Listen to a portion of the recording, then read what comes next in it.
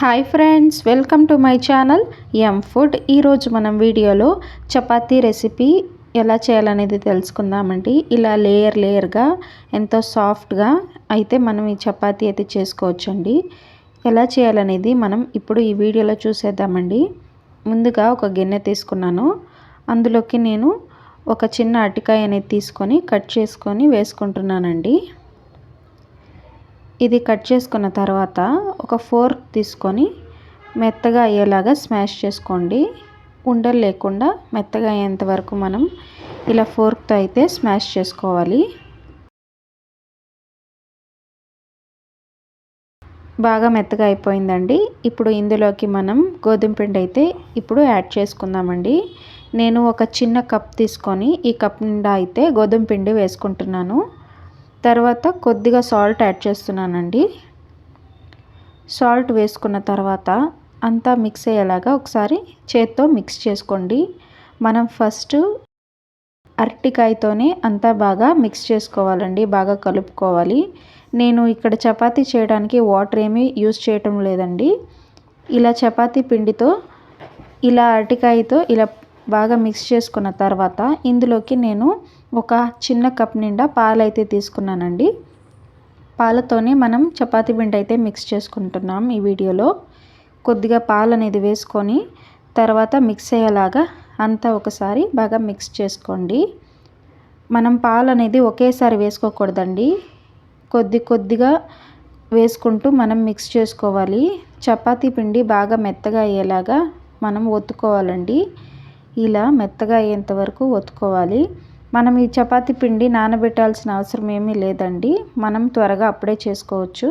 చూడండి, ఇలా మెత్తగా చేసుకొని పెట్టుకోండి, నానబెట్టాల్సిన పని లేదు.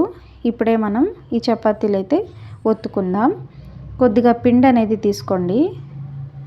పిండి తీసుకొని రౌండ్గా బాల్ లాగా చేసుకోండి. రౌండ్ బాల్ లాగా చేసుకొని ఇలా చేసుకున్న తర్వాత ఇప్పుడు మనం దీన్ని అయితే ఒత్తుకుందాం. కొద్దిగా పొడిపిండి అయితే చల్లుకొని మనం చపాతీ అయితే పెట్టుకొని దీన్ని అయితే ఒత్తుకుందామండి సాఫ్ట్గా. ఇలా ఒత్తుకోండి, పొడిపిండి చల్లుకుంటూ అంటుకోకుండా ఒత్తుకుంటూ ఉండండి.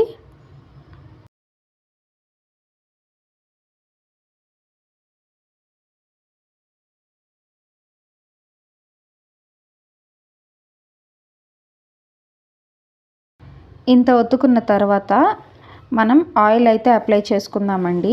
ఈ చపాతీకి ఆయిల్ అయితే అప్లై చేస్తున్నాను నేను. ఆయిల్ అప్లై చేసిన తర్వాత మనం పొడిపిండి అయితే చల్లుకోవాలి. ఇప్పుడు పొడిపిండి చల్లుకొని హాఫ్ మడత వేసుకుందామండి. తర్వాత ఇప్పుడు ఆయిల్ అనేది కొద్దిగా అప్లై చేసుకుందామండి. అదేవిధంగా పొడిపిండి కూడా చల్లుకొని హాఫ్కి ఫోల్డ్ చేసుకోవాలి.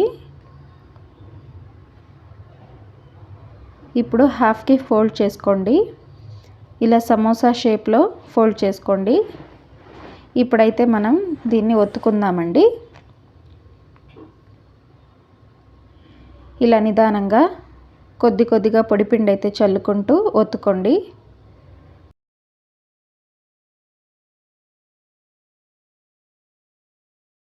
ఇంత ఒత్తుకుంటే సరిపోతుందండి. ఎక్కువ సన్నగా కాకుండా ఎక్కువ మందంగా కాకుండా ఒత్తుకోండి ఈ విధంగా.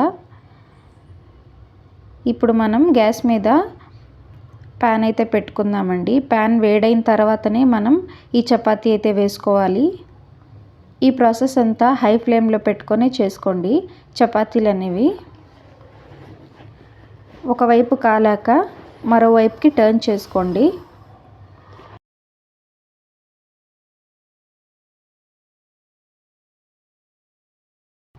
ఈ స్టేజ్లో మరోవైపుకి ఇప్పుడు మనం టర్న్ చేసుకుందామండి.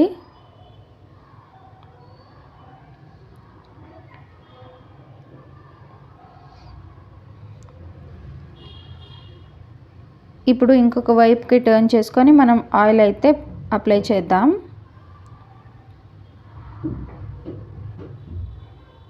ఈ వైపు ఆయిల్ అప్లై చేసిన తర్వాత మరోవైపుకి టర్న్ చేసుకొని ఆయిల్ అయితే అప్లై చేసుకోండి. చాలా సాఫ్ట్గా ఉంటాయండి ఈ చపాతీలు అనేవి.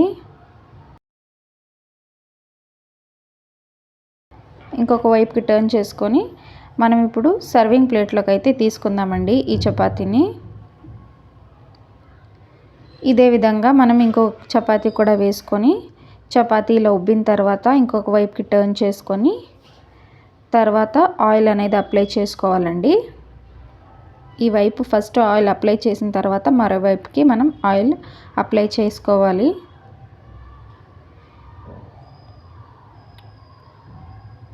ఇప్పుడు ఆయిల్ అప్లై చేసుకోండి. ఇప్పుడు సర్వింగ్ ప్లేట్లోకి మనం తీసుకుందామండి. ఎంత సాఫ్ట్గా ఉన్నాయి చూడండి చపాతీలు అనేవి. అంతేనండి, ఎంతో సాఫ్ట్గా ఉండే లేయర్గా ఉండే లేయర్డ్ చపాతీ అయితే రెడీ అయిపోయిందండి. చాలా సాఫ్ట్గా ఉంటుందండి ఈ చపాతీ అనేది. చూసారు కదా ఎంత సాఫ్ట్గా వచ్చిందో. మనం పిండి అయితే చాలా సాఫ్ట్గా ఒత్తుకోవాలండి. అప్పుడే మనకి ఇలా సాఫ్ట్గా ఉండే చపాతీలు అనేవి వస్తాయి. మీకు ఈ రెసిపీ నచ్చితే మీరు కూడా ఇంట్లో ఒకసారి ఈ రెసిపీని ట్రై చేసి చూడండి. చాలా సాఫ్ట్గా వస్తాయి. మీకు మా వీడియో నచ్చితే వీడియోని లైక్ చేయండి, షేర్ చేయండి, ఎం ఫుడ్ ఛానల్ని సబ్స్క్రైబ్ చేసుకోండి. Thank you for watching.